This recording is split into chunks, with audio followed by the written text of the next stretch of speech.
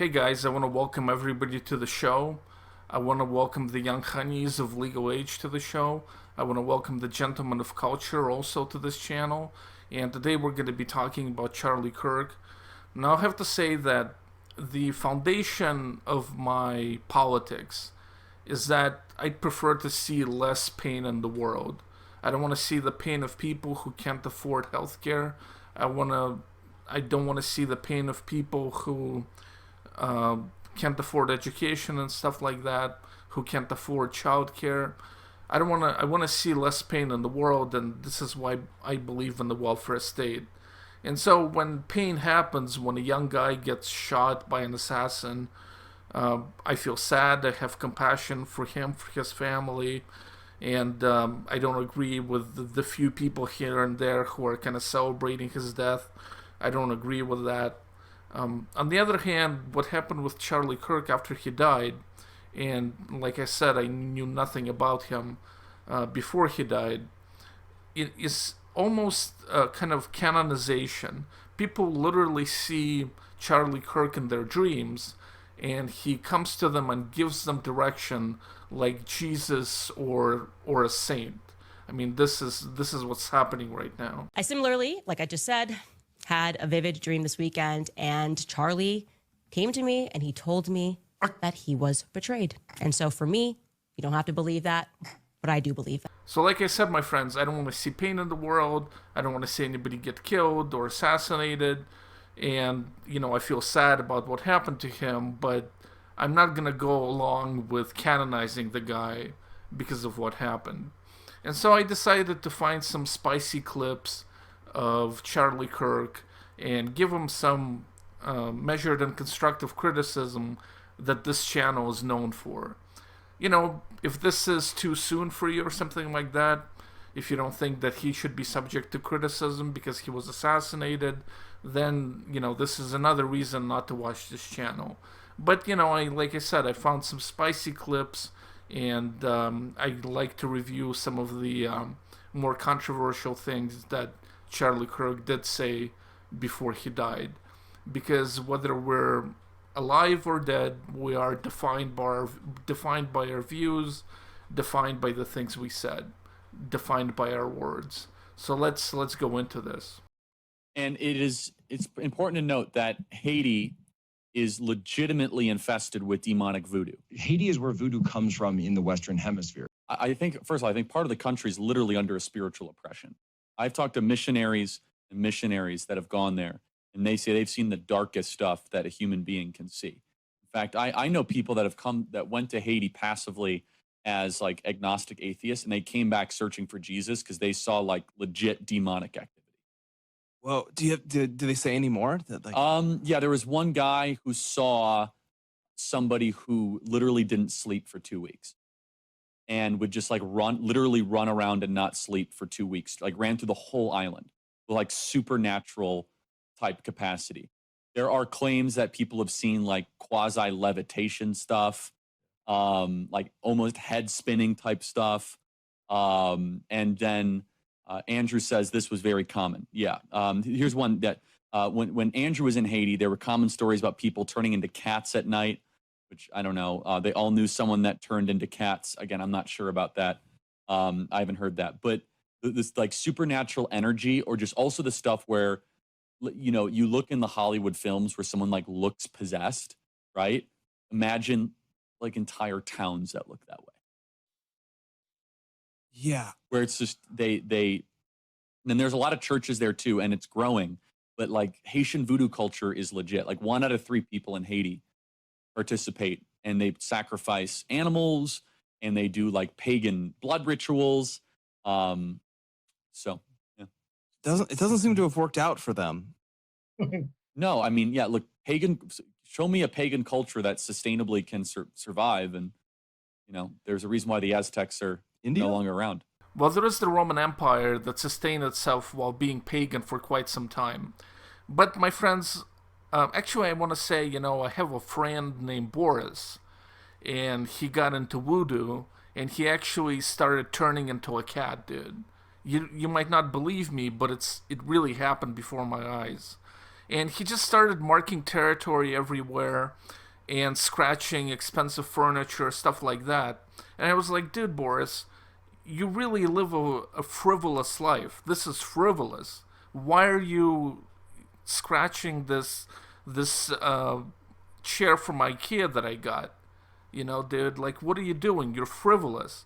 Maybe you should just relax in a sunbeam or something and just chill out, man. Like, you're very active. You're very frivolous with what's going on here.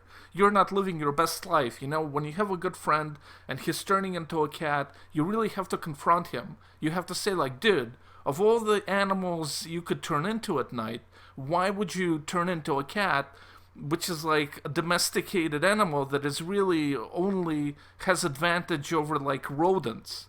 Like, what's the plus of turning into a cat at night? Like, these are like some shitty superpowers, my dude. Like, you know, you're not turning into a wolf or like a larger feline, like a panther or something, a cougar. No, you're turning into a domestic cat, like a very kind of, relatively speaking, where's the advantage, man? And this is why Haiti is falling behind, dude. Like, they're not turning into actually like apex predators. They're turning into house cats and running around and scratching furniture and shit. Of course they're behind the Dominican Republic. Of course they're behind, you know, this is outrageous what's going on there, dude. It's like you use your satanic powers to turn into a fucking domestic cat, dude. What are you, like, you know, play with fucking lasers or some shit? Like, it makes no sense, dude. And that's why Haiti makes no sense. And this is why we need the immigration requirements, dude. Like, we need to, you know, we need to import people who are better pagans than that, right? Like, it makes no sense turning into a cat. Like, it's frivolous. It's ridiculous. How long do you have to learn to turn into a fucking domestic cat? It makes no sense, my dudes. Makes no sense. Social battle is coming to the West. And the enemies are wokeism or Marxism combining with Islamism to go after what we call the American way of life. And the American way of life is very simple. I want to be able to get married, buy a home, have kids, allow them to ride their bike till the sun goes down, send them to a good school, have a low-crime neighborhood, not to have my kid be taught the lesbian, gay, transgender garbage in their school, while also not having them have to hear the Muslim call to prayer 5 times a day. That's important. We want the American way of life, which is, by the way, Christendom. Christians, our sacrifice, our toil, our vision, the outgrowth of the scriptures gave us Western civilization. And this is where I think is a great rallying cry. Doesn't matter if you're Hispanic, doesn't matter if you're Asian, doesn't matter if you're black or white. Everybody, if you are Christian and Jesus Christ is your Lord and Savior, these two threats are combining forces to come after us. And it's time that the church stands and rises up against it. Yep. My friends, I'm a liberal, and I want to see what's going on, what kind of alliances we're making in order to destroy schools and teach everybody to be transgender and not having people live in houses and having Muslim call to prayer. You know, I just want to see what alliances I'm in because I don't always get the memo, you know. And so I decided to see what is the percentage of Muslims in America. And according to estimate by the Pew Research Center, it's 1.1% are Muslims.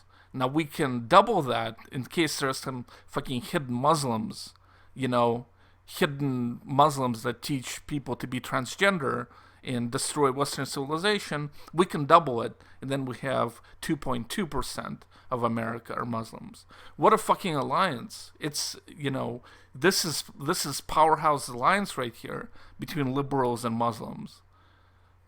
It's amazing that so much can be done with this fucking alliance. It's almost like, you know, if you have a prejudice, it at least has to correlate somewhat to reality. You know, if it was like 10% Muslim, okay, we don't like Muslim and there are 10% of them. This is fucking 1.1% of the U.S. population. So once again, a big L for the liberals, losing once again, allying themselves with 1.1% of the population to destroy Western civilization. What a fucking alliance Charlie Kirk has unearthed here. This is just amazing, amazing stuff. Almost as amazing as people turning into cats, but not quite. Joe Biden, a lot. I mean, Joe Biden is a bumbling, dementia-filled Alzheimer's, corrupt tyrant who should honestly be put in prison and or given the death penalty for his crimes against America. Now, this is another point where Charlie and I disagree, because my life under Biden was amazing compared to now. I was chilling, I was relaxed every day, I was picking up honeys at the mall, I was picking up honeys at Auntie Anne's Pretzels each and every day. I had so much success. I don't care if he has dementia. I don't care if he has any form of Alzheimer's. Life was good. Nowadays, every time I read the news, it's like a kick in the balls. Each and every day. I've turned into like a triggered liberal now. It's like when they talk about Trump going for a third term, it kind of scares me shitless. I was like, holy shit, I'm trying to avoid him now. But he just kind of keeps coming back like a zombie. This is like horrible, man. Life was so good under Biden. And Trump is like, what's that, TikTok, yeah. If you're on TikTok and maybe you're there to watch different ladies dance, but sometimes they have like this AI creation of like cartoon characters into real people, like they have Homer Simpson, like the way he would look as a person, as a realistic person, etc. And I just feel like Trump is like a cartoon character out of The Simpsons or something who came alive and he's running the country. And I used to not be like this. I used to be more chill and relaxed when Biden was in charge. But now I'm like fucking, terrified of everything. It's just too much, man. And, with Biden, life was good. Life was good. So yeah, my friends, this is the end of the video. And you might not have seen me for months. Actually, I've been pretty severely depressed. I've spent much of my time in bed watching serial killer documentaries or Howard Stern clips. And just kind of wasting my time, not feeling inspired to make a video. So that's what's been going on. And the last thing I want to say is kind of random, but if you're a lady and you're interested in joining me as a partner on the stream here and there, please get in touch with me. I'm interested in trying different streams in addition to my regular videos, and it would be cool to have a lady sidekick. So especially if you have a small YouTube channel that I can watch and check out your stuff, but you don't have to have a small YouTube channel. As long as you're kind of interested in potentially joining me on this channel, I think it would be pretty cool. I have Brian, who does streams with me on Patreon, and that's cool, and I definitely want to keep doing streams with him, but I also it would be interesting to have a lady's perspective on things. So now I might reject you. So if you're afraid of rejection, I guess don't write me. But if you're interested, if you have a small YouTube channel, or you don't have a small YouTube channel and you're just interested in potentially doing a stream together, get in touch with me. I have an email, shadyivan@live.com. shadyivan@live.com. So thank you everybody for watching, and thank you especially for my patrons. Next to no patrons unsubscribed during my hiatus, during my depression days, and that's really cool. And I don't know, why I deserve this loyalty. I don't, but but I really appreciate you guys. I appreciate my patrons, and I appreciate my regular viewers. Best of luck to everybody. I hope all your dreams come true and things are nice and good like they were under Biden for everyone forever. Okay, so thank you for watching, everyone, and goodbye.